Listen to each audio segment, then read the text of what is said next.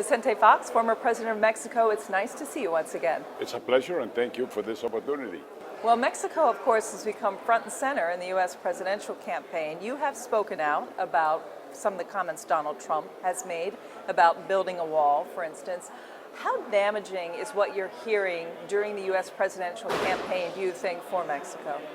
Well, one reason to intervene and to participate is because the presidential chair of the United States is most powerful and most influential in the rest of the world.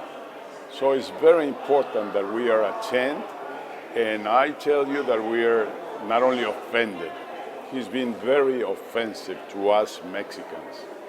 And number two, we're deeply preoccupied on the proposals that this false prophet is bringing to people.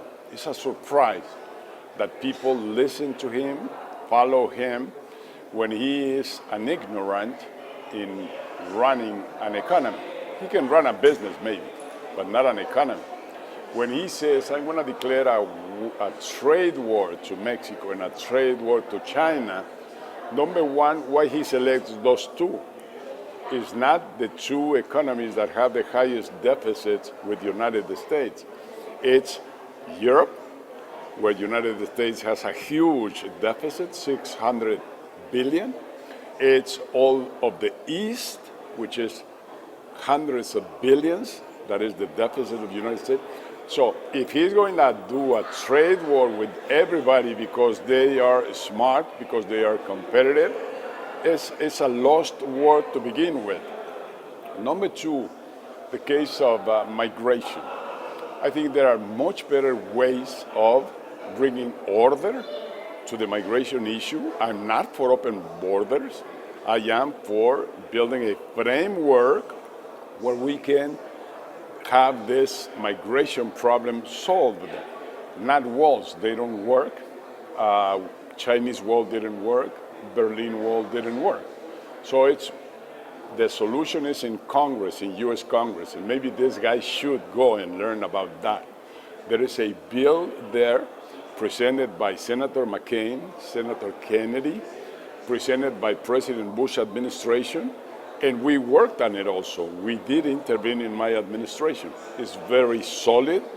It has answers for the problem of those 11 million undocumented, which, by the way, they do have a job here in the States, and American citizens or American corporations or American homes are hiring them. That's why they are here. If they wouldn't have a job, they would not be here. Are you worried that what will result from the election, and obviously we don't know who is going to win the general election, is a more protectionist attitude in the U.S. toward trade in general? I am absolutely worried. I am part of this nation. Half of my blood is American. My grandfather was born here in Cincinnati, Ohio, and he migrated into Mexico without a penny in his pocket. We open arms and we welcome him.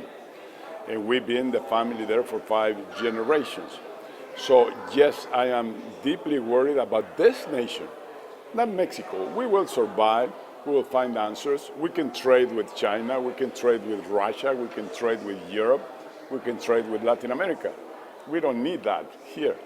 But this nation, if it encloses in 4 walls, is going to die of lack of nourishment. It's just going to asphyxiate itself, enclosing 4 walls. In this world, you have to be out there. Imagine that the leader today, United States, cedes the leadership in the world and comes back and encloses itself in 4 walls. It's opening the space for others to take the lead, and there are many that are very hungry to lead, like China, and very near becoming the largest economy. What's going to happen with Western values? What's going to happen with the culture and all the philosophy that we have built throughout the world? So United States cannot renounce to its leadership in the world, cannot say NATO, you solve the problem yourself. The enemies of the United States are going to get closer and closer and closer. It's much better to go there and try to stop them there. So we need I say we need the leadership of the United States in the economy, in the political and geopolitical circumstances of the world, and in defeating evil in any of its forms, either guerrillas, either ISIS, or either violence. So this nation doesn't deserve a president of the low quality and the ignorance of this guy. Well, you certainly have made your point clear. Vicente Fox, former president of Mexico, it's been great chatting with you. Muchas gracias.